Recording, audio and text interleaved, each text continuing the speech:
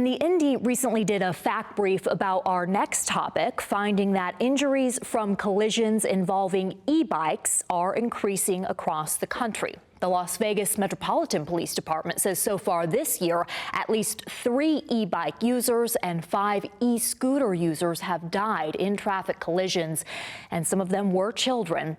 Collectively known as e-devices, e-bikes, and e-scooters were the focus of part 2 of our children and safety traffic discussion with Deputy Chief Jose Hernandez of the Las Vegas Metropolitan Police Department, Lieutenant Mike Campbell of the Clark County School District Police Department, Jennifer Group, Coordinator for Safe Routes to School, and Rebecca Dirks Garcia, board member of the Nevada PTA.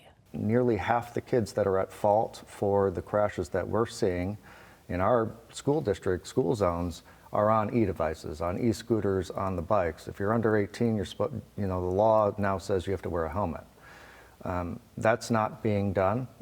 It's a fresh law. It's going to take time, but again, the speed of those vehicles, we're already having enough issues with the kids that are pushing the scooters, that are riding regular bicycles under their own power.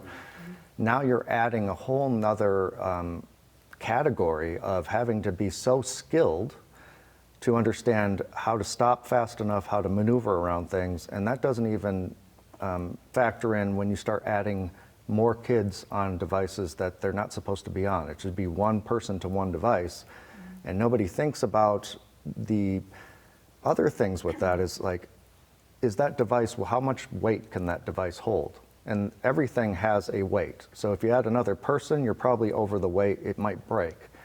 But on the thing with traffic safety is if something pops out, if a car pops out or a person's crossing and you're doing 35 or so with another person on your e-bike, those brakes on that bicycle are only made to stop the weight that is recommended. So if you add another 150 pounds to it and an unskilled driver who doesn't have any helmets on, it's just an absolute recipe for disaster. We see that a lot with students doing 2 per device where there should just be one rider. So that's a message we want to just come across if you see the parents to educate and for our students to realize that the importance of following the rules of that device, that 1 per. And we even see parents picking up students on e-scooters and regular scooters because it's convenient and it's quicker because they can zip in and out of traffic, and they're putting their kids on the back of them and taking them to and from school as well.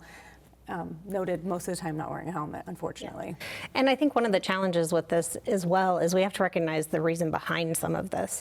It is convenience, but it's also cheaper. And for a lot of, CCSD says if you live under 2 miles, you're not going to get a bus. If you want to go to a magnet school out of a zone, you're not going to get a bus. If you have work at certain times of day, parents can't pick up, drop off. If you're trying to get a high school kid to get to an elementary school within that 10-minute window to get your kid, a scooter is going to do it a lot. Electric scooter is going to do it a lot faster than walking. And so I think part of what's driving all of this is not just fun, it's real family needs, challenges with economy and timing and jobs and all these types of things. So we need to recognize that it's not going to go away, and instead focus on all the ways that we can make it safer. For me, one of the things that I've seen is I don't understand why all these are flowing into a school zone, and I've seen not a single staff member at my daughter's high school say a peep about, where's your helmet? Why do you have 2 kids on this? And those are things to me that if you're on a school campus, then it should be well within the limits of the school to say, you're not riding on this campus if you don't have a helmet. You're not riding on this campus with 2 kids on that device. And that there should be intervention and also education so that they know that it's not going to be allowed. There are proposals right now that I've assisted with that they're discussing right now, so I agree with you. Anytime there's an adult involved anywhere, a kid is going to be safer for the most part, especially with traffic safety. We have a crossing guard out there, we have more staff members, we have more police, we have anybody being patient or slowing down that just has the knowledge or the forethought that can say, what could happen if I don't do this? But we are discussing that. I'm a proponent for that. I'm trying to push for, obviously they can't have those certain e-devices on the road as it is. They can't have the motorcycle. They can't have the bicycle over 750 watts. They can't have a scooter that goes faster than 20 miles an hour or is over 150 pounds. How well aware are people of that some of these aren't even legal? Well, we're sharing with it. We're across all jurisdictions. We've done a PSA with Henderson. We're planning on doing plenty with Las Vegas Metropolitan. It is out there. Safe Routes put together a whole guide about bikes, which is awesome. That should be shared. We sent it out in the Weekly Wire, the school district did in the beginning of the year.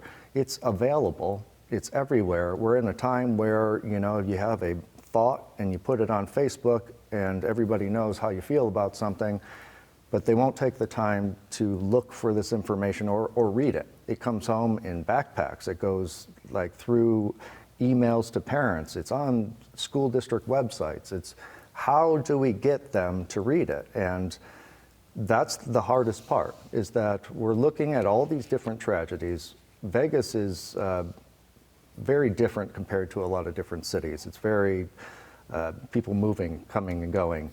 So they're learning about the law, then they're leaving. And then people are coming in where it was different. And it's happening so often, but then we're just glazing by all of these things that are just traumatic, tragedy, just because that's all that life is now. Social media, the news, is just really, that's the things that gather people's interest, is the worst thing that happened that day. Oh, I want to read about that, but I won't read about what the best thing was or how to keep myself safe. And, you know, there are plenty of laws that are being added every year to drivers, to everything else, and it's incumbent of them that they read them, because you're out on the road, you're driving that multi-thousand-pound vehicle, and even if you're not under the influence, which we hope you aren't, Vegas is very fast-paced. There's a lot of lanes. They're wide, they're big, they're straight. There isn't a lot of curves, and all these things added together, it just goes back to that same thing. We have to slow down. We have to work together. And law enforcement is doing it. We're partnering with Safe Routes. We listen to the parents. We're doing everything right. We just need to do it more, I guess. Metro, from your perspective, from the Metropolitan Police Department's perspective, do you just start giving out more tickets? Absolutely. For people driving these that are illegal? Absolutely. And are you doing that? Absolutely. We have, for us, this is a zero tolerance approach to unsafe driving. I mentioned several causal factors that we've identified, and those are violations that you will absolutely get a citation for.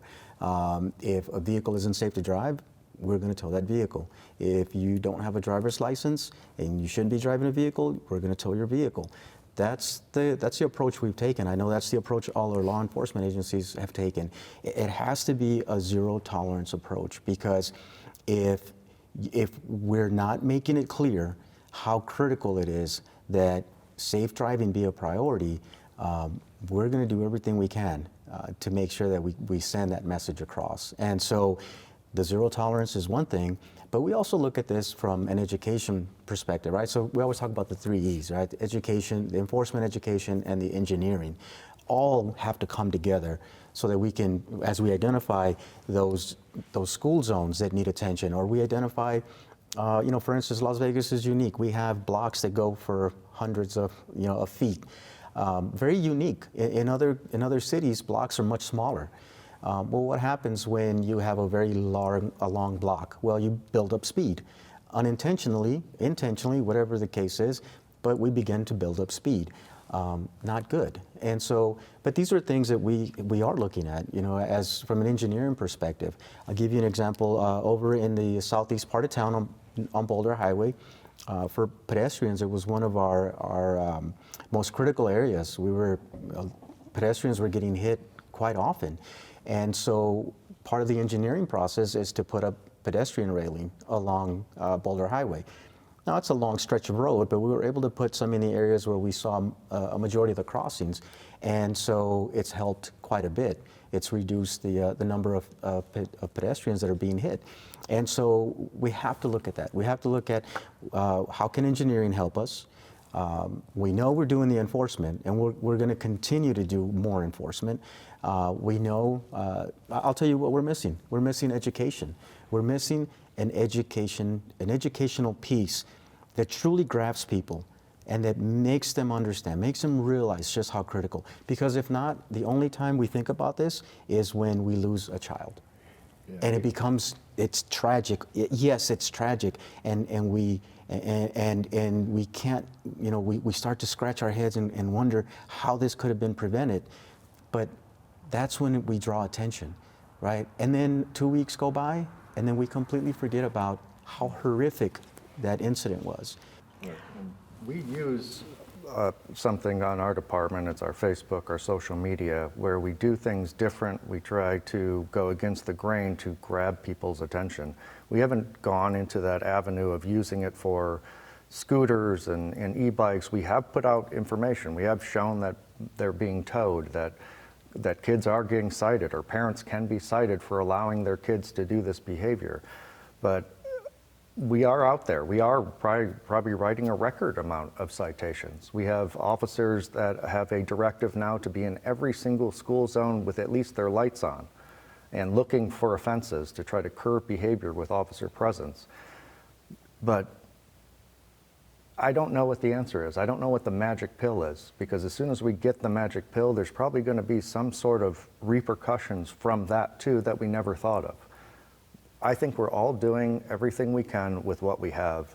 And in a perfect world, like I said, I wish we could have more police officers and manpower. But what we're doing together right now through this discussion across jurisdictions, sharing manpower, doing anything we can, having these discussions, and then not just talking about it, but making a plan and doing it. That is what we need to do. That was the second part of a larger discussion on traffic safety in school zones. To see the rest of it, go to vegaspbs.org/Nevada Week.